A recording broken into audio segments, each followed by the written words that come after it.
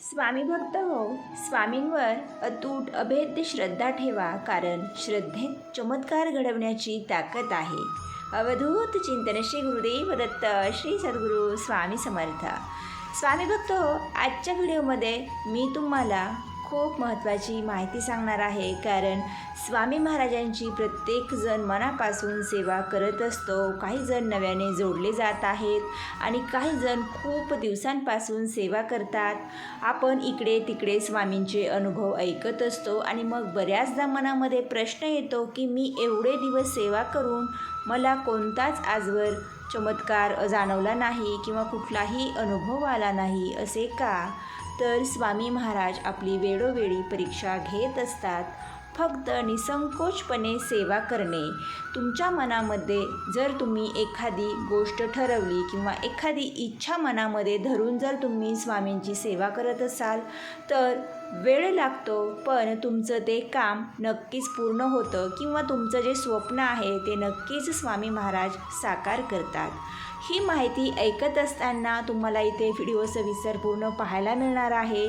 पाहत असताना सर्वांनी कमेंटमध्ये स्वामी माऊली कृपा करा हे लिहायला विसरू नका. भक्त हो, स्वामी महाराजांची मी सुद्धा खूप वर्षांपासून सेवा करते आणि तुम्हीसुद्धा खूप जुने सेवेकरी असाल, खूप जण नवीन आहेत आणि आपल्या व्हिडिओंमध्ये खूप जणांच्या वेगवेगळ्या कमेंट येतात. जे मागचे काही व्हिडिओ आहेत ज्यामध्ये स्वामी रिलेटेड मी काही सेवा सांगितलेल्या आहेत, तर त्यासुद्धा मी तुम्हाला नव्याने अजून काही सेवा नक्कीच सांगेल. खूप जणांचा प्रश्न असतो की स्वामी महाराजांवरती विश्वास आहे, पण आम्हाला अनुभवसुद्धा हवा आहे. नक्कीच तुम्हाला अनुभव मिळेल.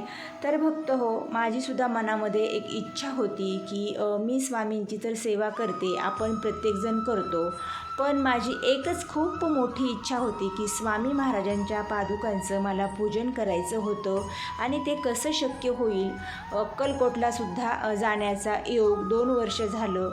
खूप वेळा ठरवलं तरीसुद्धा काही कारणास्तव ते राहून जातं. आणि खरंच एक सांगते, तुम्ही कितीही ठरवलं ना तरी स्वामी महाराजांच्या जेव्हा मनात येईल तेव्हाच तुमचं अक्कलकोटला जाणं होईल. हा माझा स्वतःचा अनुभव आहे, कारण मी 2 वर्ष झालं ठरवते, पण ते काही ना काही कारणास्तव कॅन्सल होते आणि जाणं शक्य झालं नाही. आणि मग माझ्या मनात विचार यायचा की स्वामी, मला पादुका पूजन करायचं आहे, पण ते कसं होईल आणि कुठे होईल याची जास्तसुद्धा काही माहिती नव्हती.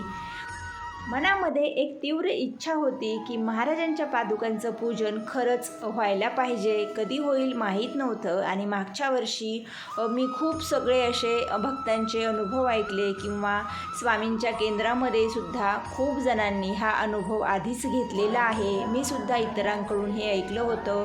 स्वामी महाराजांच्या पादुकांचं पूजन झाल्यानंतर खरंच खूप आपले प्रश्न मार्गी लागतात, पण आपल्या स्वतःला जेव्हा अनुभव येतो तेव्हा खरंच आपल्याला हे जाणवतं की लोकसुद्धा जे काही सांगतात ते खरंच असतं. आणि खरंच मी स्वतः हा अनुभव घेतला आणि तो दिवससुद्धा खूप मोठा होता. शनिवारी होती कोजागिरी पौर्णिमा आणि याच दिवशी स्वामी महाराजांच्या पादुकांचं पूजन महाराजांनी माझ्याकडून करून घेतलं.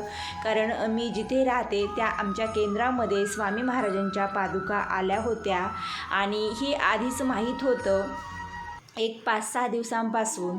पण काही कारण असतं, आपल्याला असं वाटत असतं की हे माझ्याकडून होतं आहे की नाही. पण महाराजांना मी आदल्याच दिवशी सांगितलं होतं की उद्या कोजागिरी पौर्णिमा आहे महाराज, खूप मोठा भाग्याचा दिवस आहे. पौर्णिमेच्या दिवशी तुमच्या पादुका येणार आहेत आणि माझीसुद्धा इच्छा आहे मनापासून की पादुका पूजन करावं, मग कुठलाही अडथळा येऊ देऊ नका. तर खरंच महाराजांनी मनापासून ही इच्छा पूर्ण केली. कुठलंही संकट किंवा कुठलीही अडचण आली नाही. आणि सकाळची आरती होते त्याच वेळी पादुका केंद्रामध्ये आल्या होत्या. आणि नंतर आरती वगैरे झाल्यानंतर जी पहिली बॅच होती, म्हणजेच जे पहिले सेवेकरी बसणार होते, तर इथे 5 जोड्या किंवा 5 लोक बसणार होते. कोणी सिंगलसुद्धा होते, म्हणजेच काही विधवा स्त्रिया, त्याचबरोबर काहींचे मिस्टर सोबत नव्हते, त्यामुळे त्यासुद्धा एकट्या बसलेल्या होत्या किंवा काही पुरुष मंडळीसुद्धा एकटे बसलेले होते. माझी मनातून इच्छा होती की मी सुद्धा जोडीनेच ही पूजा करावी.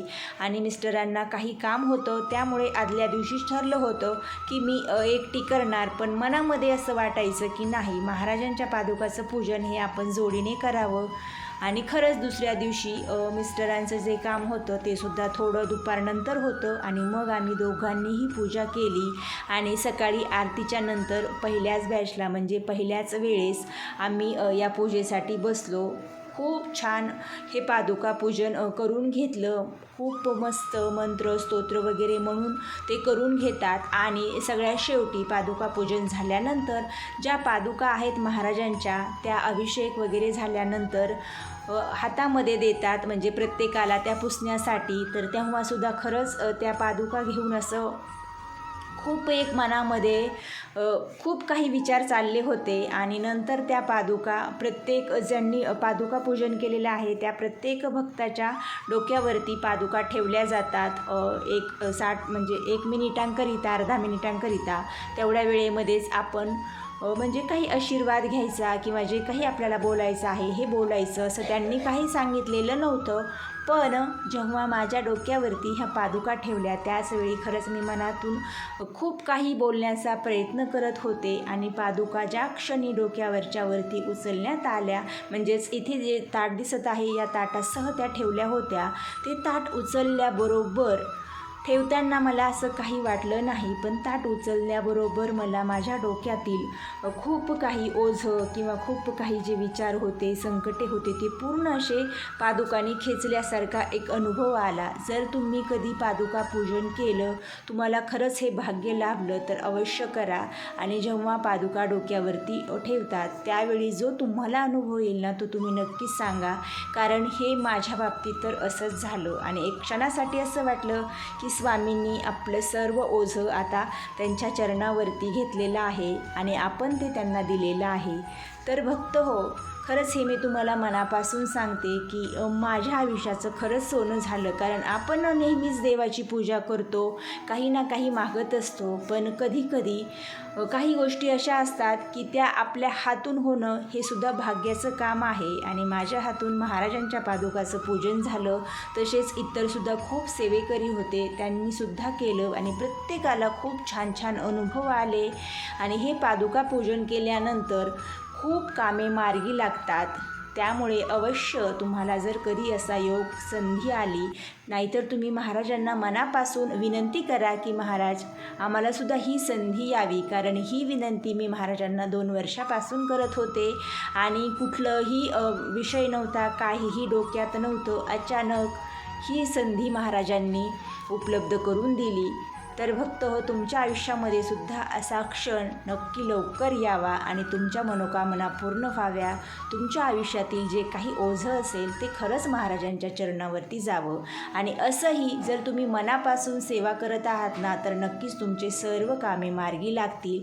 माझा अनुभव आहे. कारण कधी काय होतं, आपण सेवा करतो, खूप अडथळे येतात आणि कधीकधी आपल्याला सेवेपासून आपण वंचितसुद्धा राहतो. कारण सेवा करण्याची इच्छा असते, पण काही प्रॉब्लेम्स असे येतात की मग आपण महाराजांच्या सेवेचा सुद्धा आपल्याला कंटाळा येतो. हे सर्व महाराज करत असतात, ही एक परीक्षा असते. त्यामुळे तुम्ही कुठल्याही परीक्षेमध्ये पास होण्याचं पहा. अजिबात कुठलाही वाईट विचार करू नका. येऊ द्या, संकटे हे येणारच आहेत, पण आपल्यासोबत आपले महाराज आहेत हा एक मनामध्ये तुम्ही ठाम भाव ठेवा आणि महाराजांची सेवा करा, आपले काम करा. आपले काम करण्यासाठी सुद्धा महाराजच आपल्याला एक ऊर्जा देत असतात, ताकद देत असतात. फक्त महाराजांना मनापासून इच्छा करायची की महाराज मला एक एवढीच बुद्धी द्या की तुमच्या सेवेपासून मला कधीही दूर ठेवू नका. बघा, तुमची सर्व कामे मार्गी लागतील. तर भक्त हो, तुमच्या खूप छान प्रत्येकच वेळी कमेंट असतात की तुम्ही छान माहिती देता, खूप जणांना वेगवेगळी माहिती हवी आहे. तर भक्त हो, तुमच्या कमेंटनुसार तुम्हाला योग्य वेळी योग्य माहिती यापुढे दररोज मिळणार आहे. आणि आजची ही माहिती तुम्हाला कशी वाटली? तुमचा स्वामींवरती पूर्ण विश्वास असेल तर प्रत्येकाने हो असे टाईप करा आणि ह्या व्हिडिओला लाईक करा. कारण हा व्हिडिओ अर्थातच प्रत्येकाला आवडला असेल. तर भक्त हो, आजचा व्हिडिओ जास्तीत जास्त भक्तांना शेअर करा, म्हणजे त्यांनासुद्धा महाराजांच्या पादुकांचं पूजन आणि महाराजांच्या पादुकांचा आशीर्वाद मिळेल आणि तुम्हीसुद्धा महाराजांच्या पादुकांचा आशीर्वाद घ्या. कारण ह्या महाराजांच्या पादुका सिद्धमंगल पादुका आहेत आणि खरंच याला स्पर्श केल्याने सुद्धा नक्कीच तुमच्या मनातील फुलं ना फुलाची पाकळी इच्छा पूर्ण होईल आणि तुम्हाला छान अनुभव येईल. जे चॅनलवर नवीन आहेत त्यांनी चॅनलला सबस्क्राईब करा आणि शेजारी येणारी घंटी प्रेस करा, म्हणजेच तुम्हाला यापुढील नवनवीन माहिती ऐकायला पाहायला मिळेल आणि स्वामी महाराजांची अखंड कृपादृष्टी राहील. आजची सेवा स्वामी आईचरणी अर्पण करूया. श्री स्वामी समर्थ. जय जय स्वामी समर्थ.